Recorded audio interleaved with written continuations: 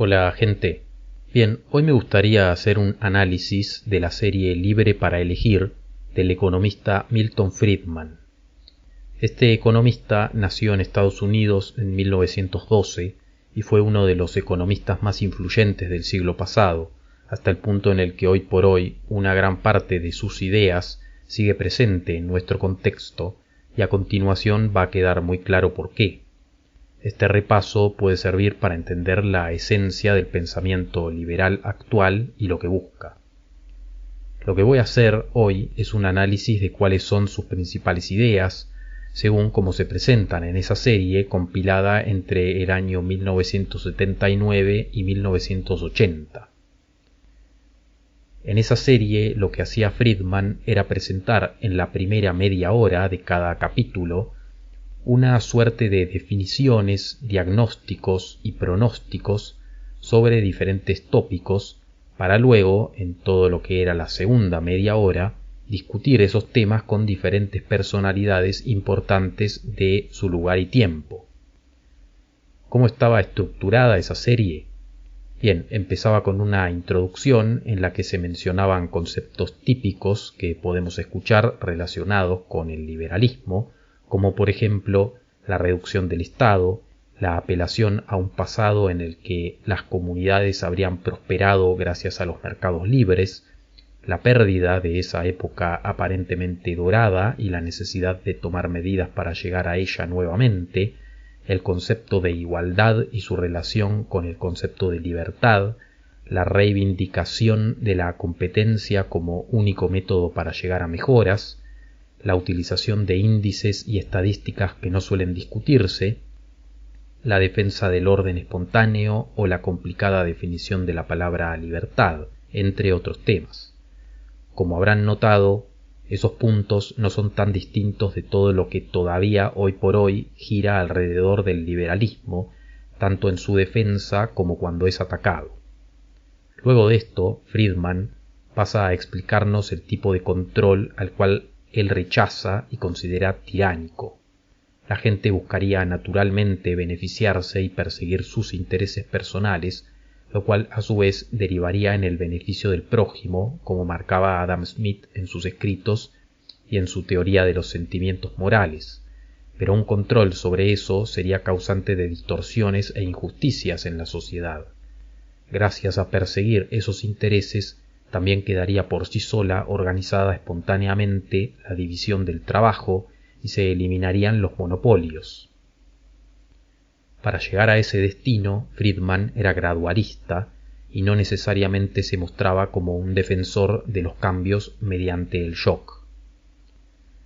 Esos controles que generarían distorsiones e injusticias vendrían tanto por parte del Estado, que muchas veces aparece generando controles de precios o salarios, como por parte de sindicatos con quienes Friedman también tenía una relación intelectual tensa.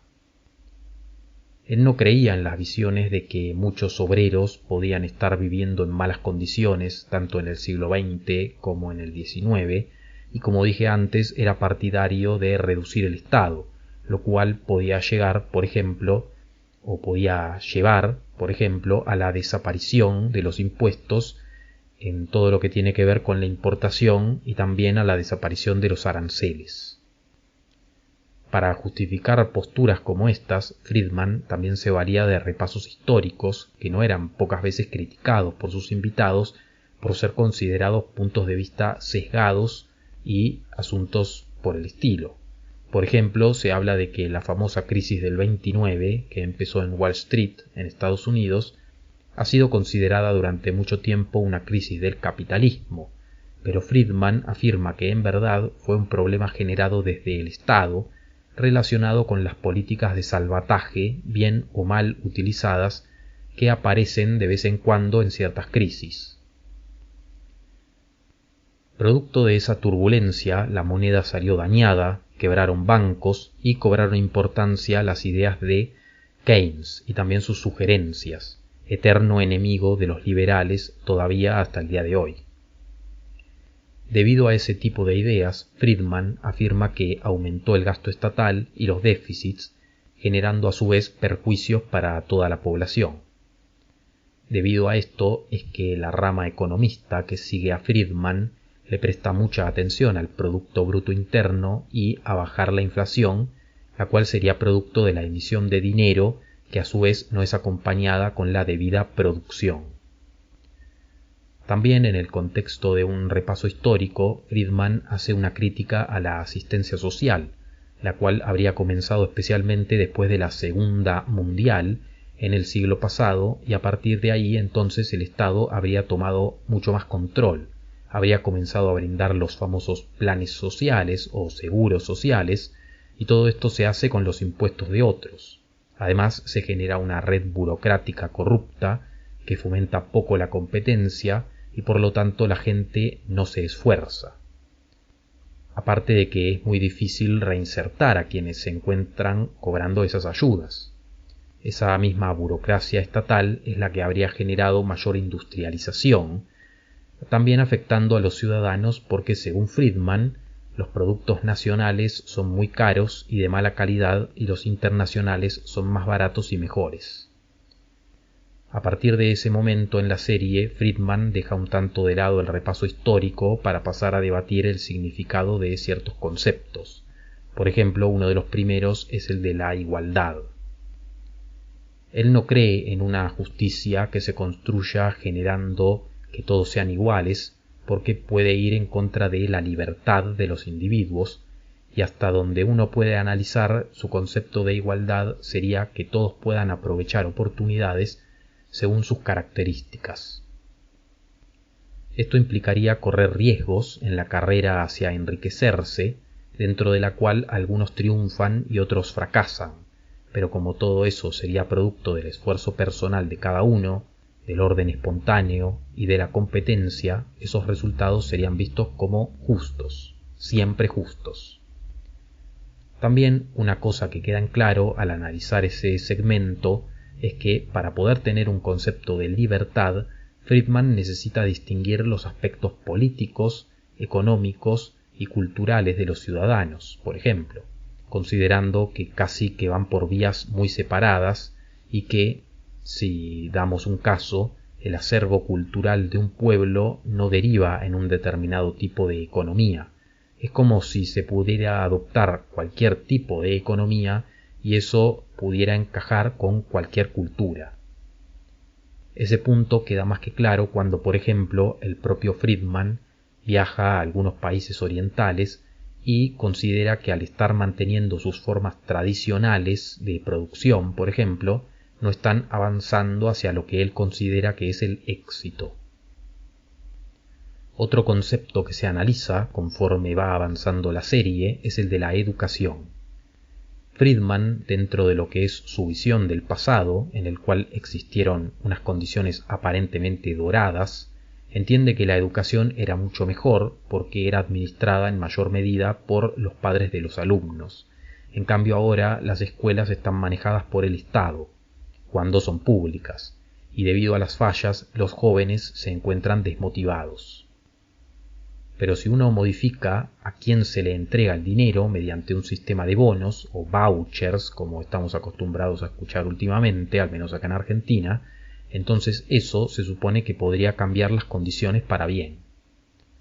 En este caso se llega a ver cómo, para el punto de vista liberal, todo puede ser visto con un filtro mercantil, incluyendo a la educación, que es vista como una inversión en la cual también tiene que aparecer la competencia, el orden espontáneo y también los ganadores y perdedores, y en donde además hay que extirpar la idea de que unos tienen que financiar a otros.